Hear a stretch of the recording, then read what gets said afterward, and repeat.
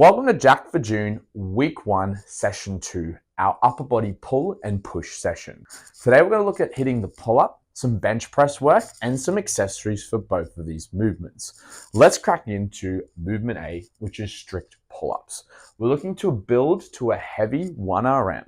Now for this can be either heavy 1RM. That really doesn't make any sense. But for this particularly, there can be either a banded option or a weighted option. We can look at identifying which one we're going to be at and then work on a way to help develop that particular movement.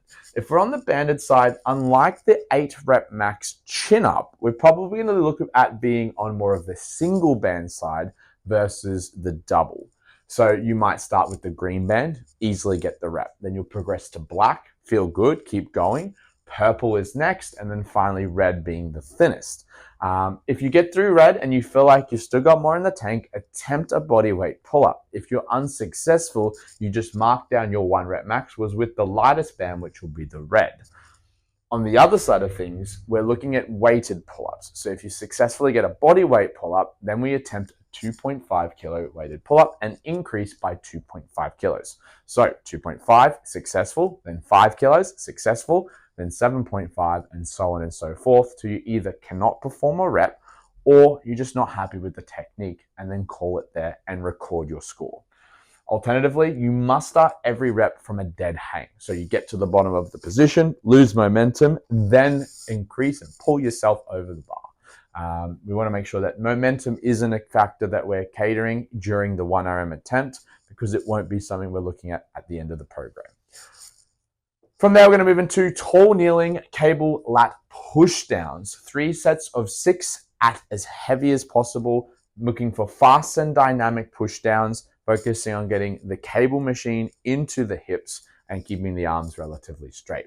Tall kneeling just means you're going to start on your knees, which will add a little bit of a core activation element. We're going to be crunched over slightly. It's going to imitate more of a hollow position, which will translate back to our pull-ups later on. We spin around to C, which is going to be some farmer's holds, whether it's with kettlebells or dumbbells, looking at 2 sets of 45 seconds at a heavy, challenging weight. The hold is going to be stationary and stagnant. You can walk around if you want. It doesn't really add anything to the movement, particularly what we're looking for this. It's more just looking at building some grip strength at a heavier load.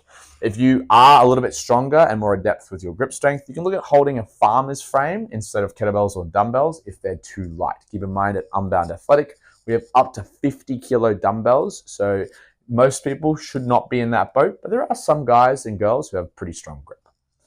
Moving on to D, which is going to be the start of some of our pushing work for the session. We've got dumbbell external rotations with a 4-second tempo lower. A bit of a mouthful of a word. Looking at 2 sets of 8 reps per side with a 4-second tempo lower with each repetition at 4 to 8% of your 1RM bench, or an RPE 8 if you're not too sure what your 1RM bench is. So let's explain this movement first. There's a lot to it. The video is going to be on the screen so you guys will be able to see what it looks like. But basically with the setup, you have one leg bent, elbow on that leg, your hip, so the other hip, which is the leg that's not going to have your hand on it, will be as wide as possible. And your opposing hand will be on the back of the bench or the box, whatever you're sitting on, to support you as much as possible. With the arm, with the dumbbell or item in your hand, we're going to control the lower 1 Mississippi, 2 Mississippi, 3 Mississippi, 4 to full range of motion, and then drive it back up to that starting position. 8 reps per side. So the RPE 8 should limit you from going to failure. We don't want to fail this movement, nor do we want to take it to failure at this point in the program.